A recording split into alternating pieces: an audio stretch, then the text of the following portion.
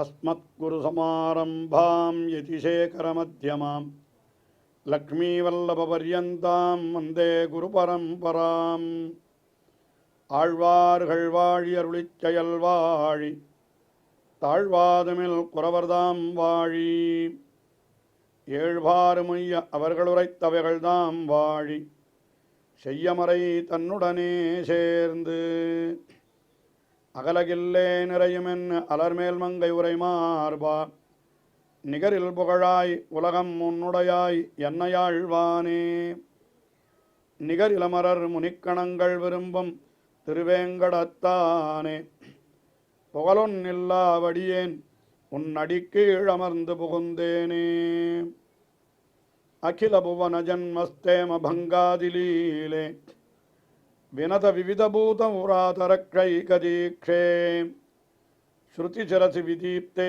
பிரம்மணி ஸ்ரீனிவாசே பவது மம பரஸ்மின் ஷேமுழி பக்திரூபா வேதாந்ததேசிககடாட்சவிவருத்தபோதம் காந்தோபயந்திரியமினः கருணைகபாத்திரம் வத்சான்வவாயம் அனவத்யகுணைருபேதம் பக்தியா பஜாமி பரவாதிபயாங்கரார்யம். பிரதிவாதிபயங்கரம் அண்ணா அருளி செய்த ஸ்தோத்திரங்களிலே முதலான ஸ்தோத்திரமாக பார்க்கப்படுவது திருவேங்கடமுடையானை குறித்து அவர் அருளி செய்த சுப்ரபாதம் என்கிற ஸ்தோத்திரம். ஒரு விதத்திலே சொல்லப்போனால் தமிழிலே தொண்டரடிப்புடியாழ்வார் திருவரங்கனை குறித்து திருப்பள்ளி எழுச்சி என்கிற திவ்ய பிரபந்தத்தை அருளி செய்திருக்கிறார். அதற்கு பிறகு முதலிலே சம்ஸ்கிருதத்திலே சுப்ரபாதம் என்று தோன்றியது பிரதிவாதி பயங்கரம் அண்ணா அருளி செய்ததாகத்தான் இருக்க வேண்டும் என்று நினைக்கிறேன். முதலிலே அவர் திருவேங்கடமுடையானுக்கு ஒரு சுப்ரபாதத்தை அருளி செய்தார். அதைத் தொடர்ந்து பல பேர் பல திவ்யதேசங்களிலே எம்பெருமானுக்கெல்லாம் சுப்ரபாதங்களை இயற்றினார்கள் என்று கருதுவதற்கு இடமிருக்கிறது. அப்படிப்பட்ட சுப்ரபாதம் அதை மணவாள மாமுனிகளுடைய நியமனம் அடியாகத்தான் அவர் இயற்றினார் என்று அவரை பற்றின இன்னொரு தனியன் அதிலே தெரிவிக்கப்படுகிறது. அதையும் தெரிவிக்கிறேன். ஸ்ரீ ரம்யஜாமா திருமுனீந்திர சாசனாத் யோ மங்களாசாசன சௌப்ரபாதிகே சக்ரே பிரபத்திஞ்ச விஷாச்சலேஷிது தம் வாதிபீகிருத் குருமாஸ்ரயாம்யஹம். இந்த ஸ்லோகத்திலே யோ ரம்யஜாமாத்ரு ஸ்ரீ ரம்யஜாமாத்ரு முனீந்திர சாசனாத் மணவாள மாமுனிகளுடைய கட்டளையினாலே யஹா மங்களாசாசனம் சௌப்ரபாத்திகம் என்னால் சுப்ரபாதம், அதுக்கு மேலே பிரபத்தியம் மங்களம் என்கிறது அந்த சக்காரத்தாலே தெரிவிக்கப்படுகிறது என்று கொள்ள வேண்டும். யாருக்கு இதெல்லாம் பண்ணினார்? விருஷாச்சலேஷிது. விருஷாச்சலம் என்னால் அந்த விருஷாச்சல ஈசன் என்று சொன்னால் திருவேங்கடமுடையான். அப்படி அவனுக்கு பண்ணின அந்த வாதிபீகர குரு, அவர் குரும் ஆசிரயாமியகம், அப்படிப்பட்டவரை நான் ஆசிரயிக்கிறேன், அடைகிறேன், அவரை பற்றுகிறேன் என்று இந்த ஸ்லோகம் சொல்லுகிறது. இந்த வெங்கடேச சுப்ரபாதம், அதாவது எம்பெருமான் பள்ளி கொண்டிருக்கிறான், அவனை எழுப்புவது என்பது போல. ஆனால் எம்பெருமான் என்பவனுக்கு உறக்கமே கிடையாதே, எப்பொழுதும் அவன் விழித்துத்தானே இருக்கிறான். அவனை போய் தொழிலெழுப்பது என்று சொன்னால் என்ன அர்த்தம் என்று கேட்டால், இதையெல்லாம் திருப்பள்ளி எழுச்சியினுடைய தனியன் அதில் சொல்லப்படுகிறது. தமேவ மத்வா பரவாசுதேவம் ரங்கேசயம் ராஜவதர்கணீயம்.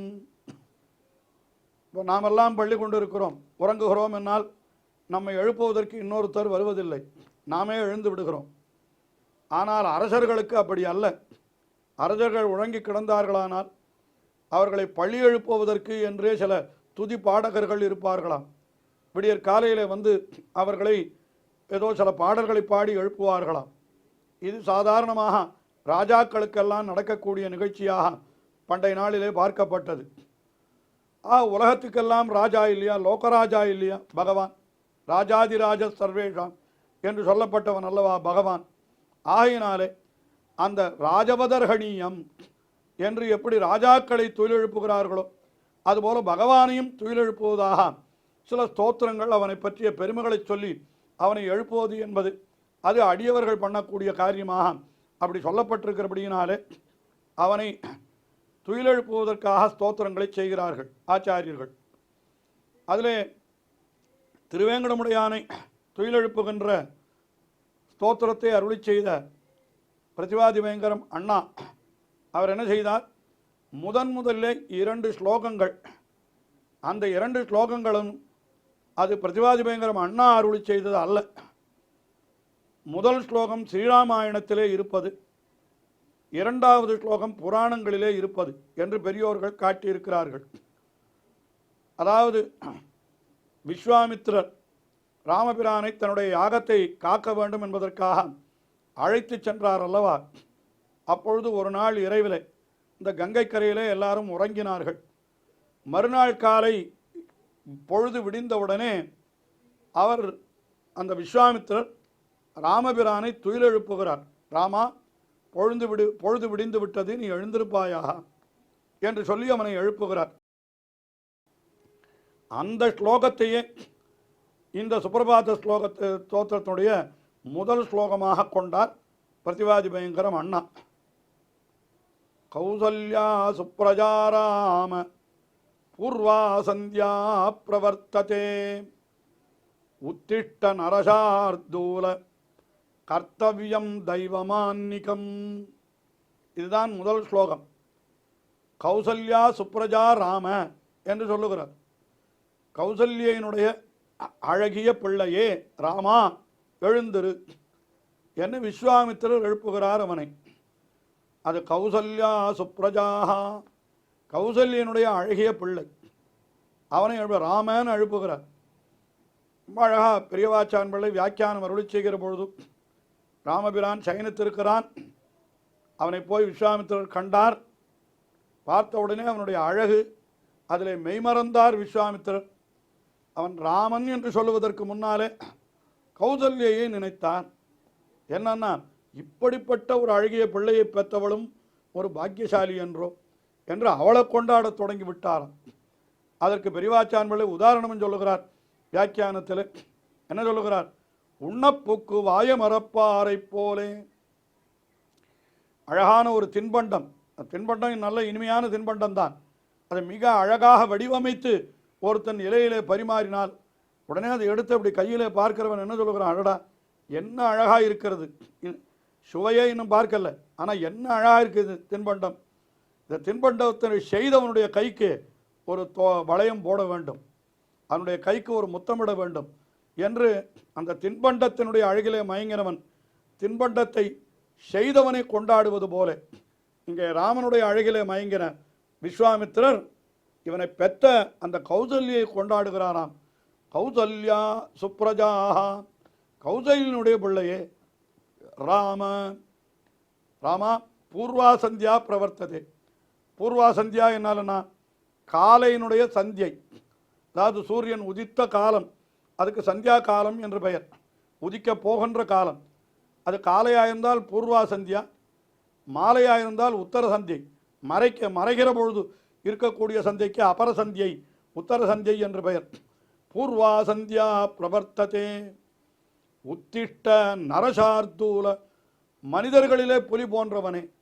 ஏன்னா ராமபிரான் தன்னை இந்த அவதாரத்திலே மனிதனாகவே கடைசி வரைக்கும் கொண்டிருந்தான் அல்லவா. ஆத்மானம் மானுஷம் மன்யே என்று ஆகினாலே இங்கே விஸ்வாமித்திரரும் அவனை நரசார்தூல, மனிதர்களுக்குள்ளே புலி போன்றவனே, உத்திஷ்ட நீ எழுந்திருப்பாயாக.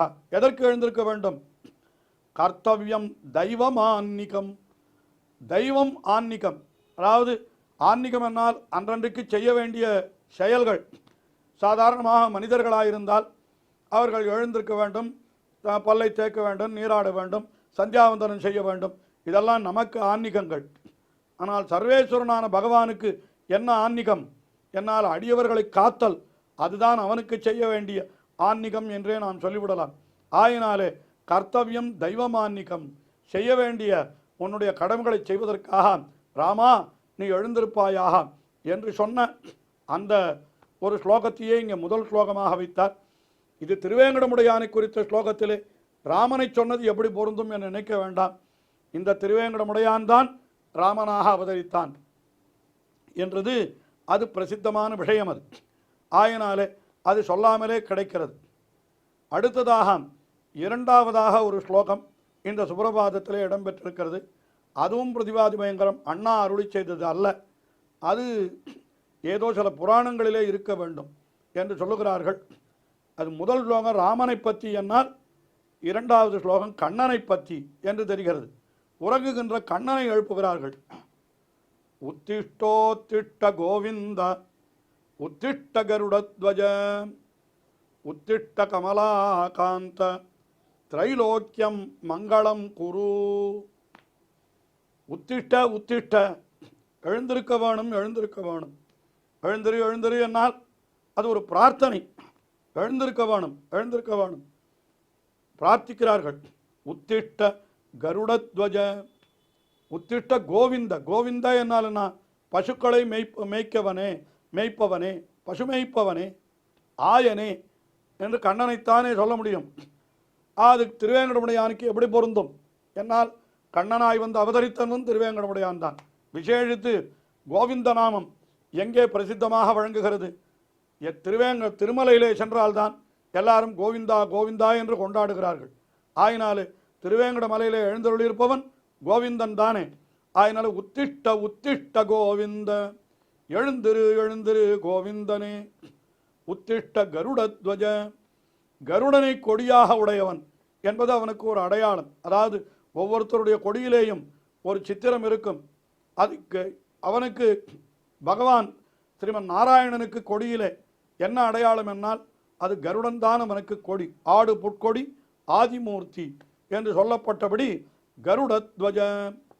உத்திஷ்ட கமலாகாந்த, கமலா என்னால் அது பெரிய பிராட்டியார் ஸ்ரீ மகாலட்சுமியை குறிக்கிறது. அப்படிப்பட்ட ஸ்ரீ மகாலட்சுமிக்கு காந்த என்னால் மணவாளன், அவளுடைய மணவாளன், அவளுடைய கணவன். அப்படிப்பட்டவனை உத்திஷ்ட எப்படி சொல்லுகிறார்? கண்ணனே எழுந்திரு, கோவிந்தனே எழுந்திரு, கருட கொடி உடையோனே எழுந்திரு, பெரிய பிராட்டியாருக்கு மணவாளனே எழுந்திரு என்று சொல்லுகிறார். எழுந்து என்ன பண்ண வேணும்? திரைலோக்கியம் மங்களம் குரு, மூன்று உலகங்களுக்கும் மங்களத்தை செய்வாயாக, நன்மையை செய்வாயாக. மூன்று உலகம் என்னால் உலகம் மூன்று மட்டுமல்ல, எல்லா உலகங்களும் என்றுதான் பொருள். அனைத்து உலகங்களுக்கும் நீ நன்மை செய்ய வேணும். நன்மை செய்யாததாவது என்ன? அவன் தன்னுடைய திருக்கண்களாலே அப்படி கட்டாட்சித்தானால் உலக அனைத்துக்கும் நன்மை விளையுமே. ஆண்டாள் பிரார்த்தித்தார் அல்லவா? என்ன பிரார்த்தித்தாள்?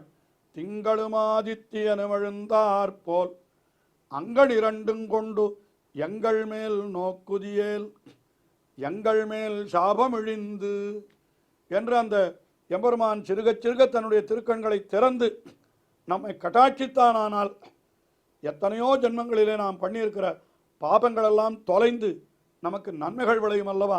ஆகையினாலே அப்படிப்பட்ட விசேஷ கடாட்சத்தை நீ செய்ய வேணும் என்பதைத்தான் இந்த ஸ்லோகத்திலே, அந்த புராண ஸ்லோகம் அது, அது இங்கே பிரதிவாதி பயங்கரமண்ணா சேர்த்திருக்கிறார். இந்த ஸ்லோகத்திலே என்ன சொல்லுகிறார்? கோவிந்தா கருடத்வஜ கமலாகாந்தா உத்திஷ்டா உத்திஷ்டா, எழுந்திரு எழுந்திரு, எழுந்து இந்த உலகனைத்திற்கும் நீ நன்மை செய்வாயாக என்று இப்படி பிரார்த்திக்கிற இந்த இரண்டு ஸ்லோகங்கள்.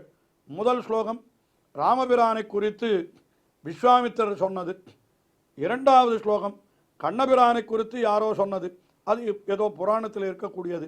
அந்த இரண்டு ஸ்லோகங்கள் இது இரண்டையும் சேர்த்துவிட்டு மூன்றாவது ஸ்லோகம் முதற்கொண்டு அது பிரதிவாதி பயங்கரம் அண்ணா அருளி செய்ததே ஆகும். அது திருவேங்கடமுடையானை குறித்தே நேரடியாக அருளி செய்யப்பட்ட ஸ்லோகம். அந்த ஸ்லோகங்களை நாம் தொடர்ந்து அனுபவிப்போம். ஸ்ரீயக்காந்தாய கல்யாண நிதயே நிதயேர்த்தினாம் ஸ்ரீவேங்கட நிவாசாய ஸ்ரீனிவாசாய மங்களம். ஸ்ரீமத் சுந்தரஜாமா திருமுனிமானசவாசினே சர்வலோக நிவாசாய ஸ்ரீனிவாசாய மங்களம்.